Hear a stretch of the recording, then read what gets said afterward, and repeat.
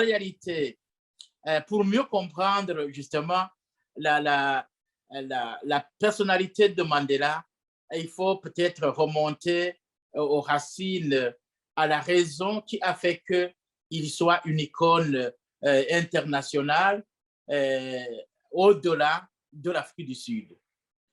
En réalité, l'Afrique du Sud, d'avant Mandela, c'était l'Afrique d'apartheid, où il y avait des ghettos ethniques, il y avait les Blancs à part qui vivaient le haut standing et les Noirs qui vivaient dans des ghettos, dans des huttes ou dans des villages qui n'étaient pas des villages en réalité.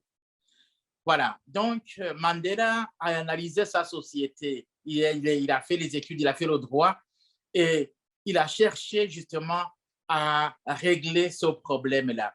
Mais il a compris que ce n'était pas des débats, des échanges qui pouvaient absolument changer la situation. Il a compris qu'il devait prendre les armes avec d'autres Sud-Africains pour contraindre le gouvernement de Blanc à accepter que le noir ait de la place aussi dans son propre pays. Je crois que c'est dans ces conditions qu'ils ont mené une lutte armée très dure. Alors, les Blancs ont identifié le meneur de l'équipe, le meneur du jeu politique, le meneur de la guérilla, et ils ont identifié Nelson Mandela. Et ils l'ont emprisonné. Alors, il a accepté la prison. Alors, j'ai eu la chance de visiter l'île Robben Island, où il avait été emprisonné pendant 27 ans. Et il y a toute une histoire, justement, dans cette île. Et puis, après la prison, il a été libéré. Mais avant la libération, on lui a proposé d'accepter des pots de vin, une vie meilleure dans des villages haut standing comme les Blancs, toute sa vie, mais à la condition qu'il abandonne cette lutte politique. Et lui, il a dit, non, c'est impossible, je ne peux pas abandonner cette lutte politique parce que c'est mon être, c'est moi-même, je préfère mourir au lieu d'abandonner cette lutte que j'ai commencée. Alors, les Blancs ont compris que c'était sérieux. Ils ont dit, OK, allons vers les négociations. Ils ont négocié avec M. Frédéric de Klerk, un homme en blanc, et qui commençait à comprendre que cette vie, cette gestion politique ne peut pas continuer à être une propriété des Blancs, que quelque chose devrait changer s'ils voulaient que l'Afrique du Sud soit l'Afrique du Sud. Alors, du côté de Mandela, il y en avait des Noirs qui le comprenaient, il y en avait aussi qui ne le comprenaient pas, qui le considéraient comme un traître. Mais il n'a pas été découragé, il a continué, il a poursuivi le combat jusqu'à ce que justement, ils aient un accord. Alors, ils ont eu cet accord et ils ont conclu qu'il fallait absolument qu'il y ait des élections en Afrique du Sud pour qu'ils aient un président. Alors, le premier président noir a été Nelson Mandela. Nelson Mandela a été élu président pour un mandat de 4 ans. Ce qui est surprenant par rapport à d'autres Africains, c'est qu'après ce mandat, il a dit « Je termine mon mandat de 4 ans. Je ne veux pas un deuxième mandat. » On lui a supplié en lui disant « Non, monsieur le président, vous avez entrepris une grande réforme dans notre pays et il y a quelqu'un d'autre qui puisse le comprendre. Nous vous demanderions de rester président de la République. » Et il leur a dit « Je ne peux pas. » Parce qu'en Afrique du Sud, il y a beaucoup d'intellectuels qui peuvent aussi jouer le rôle de président de la République. Par ailleurs, pendant ces 4 ans, j'ai préparé quelqu'un, le président Thabo Mbeki, qu'on avait eu l'occasion de rencontrer quand on s'était rendu en Afrique du Sud comme député en 1977. Et il nous a reçus. Effectivement, il avait commencé à se préparer pour remplacer Nelson Mandela. Et après le départ, Nelson Mandela, Thabo Mbeki a été élu président de la République.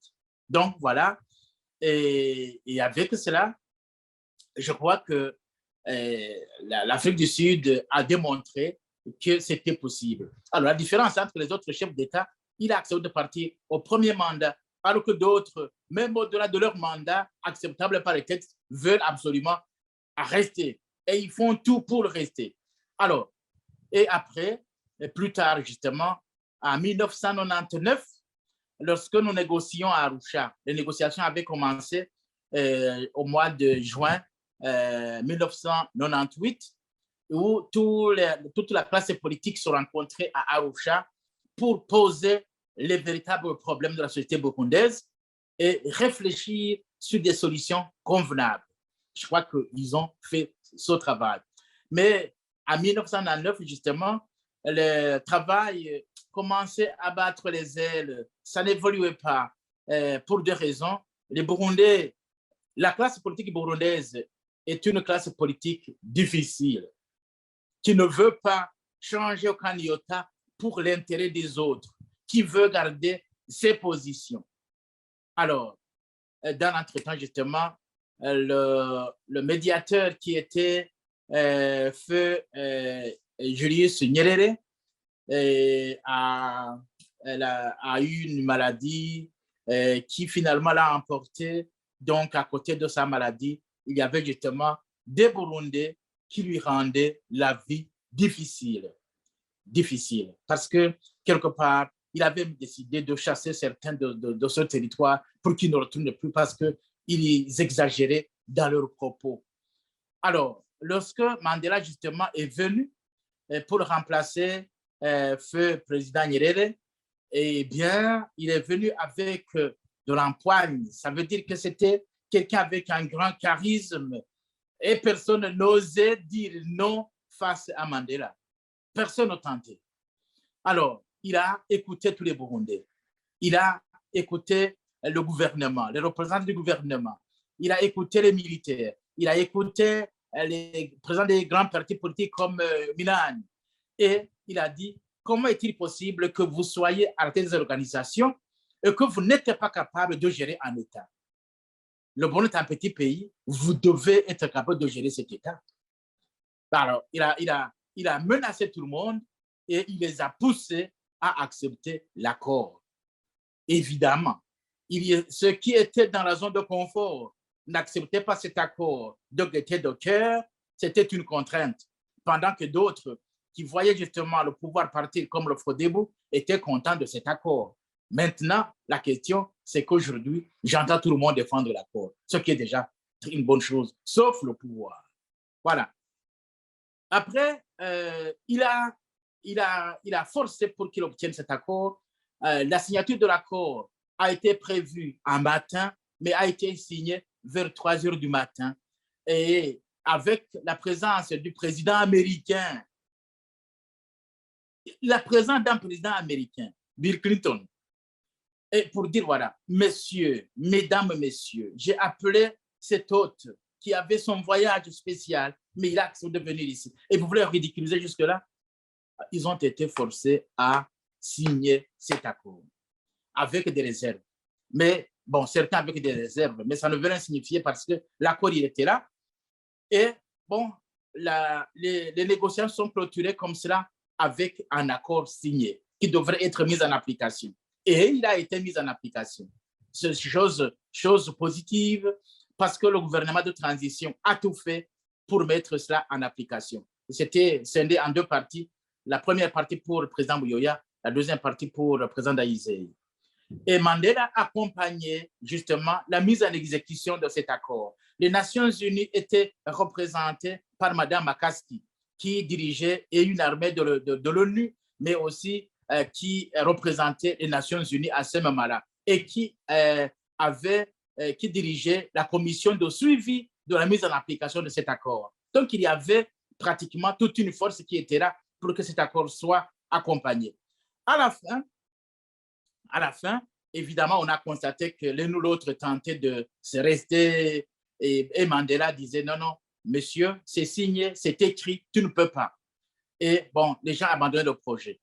Alors, à la fin, Makaski a dit d'expérience, les pays qui traversent une telle crise, la tendance de retourner dans la crise 10 ans plus tard. Et on ne le croyait pas. Il avait proposé des voies de sortie, une équipe qui doit continuer à observer, composée d'internationaux de Burundi, mais visiblement, on a organisé les élections gagnées par le CNDD-FDD et le CNDD-FDD, visiblement, ne portait pas à cœur cet accord parce que l'accord l'empêchait de gérer le pays à sa guise et c'est ainsi que nous avons des problèmes aujourd'hui. Et si Mandela avait été ici, je crois que le CNDD-FDD ne se comportait pas de la manière. Autant Mandela avait refusé que les gestionnaires de l'accord puissent se comporter comme il entendait, autant il a refusé que le CNDD-FDD continue à gérer le pays comme il l'entend. Justement, il est en train de retourner exactement dans la case de départ, dans les conflits que nous avons traversés, et il veut nous retourner là-bas aujourd'hui. C'est pour cette raison que je dis, Mandela est une image, est une icône. Mandela a été héros vivant. C'est ça la différence par rapport à d'autres héros que nous avons connus. Il a été héros vivant et aujourd'hui, il est toujours héros. C'est une icône. Au-delà de l'Afrique du Sud, c'est un homme internationalement reconnu que nous devons absolument respecter.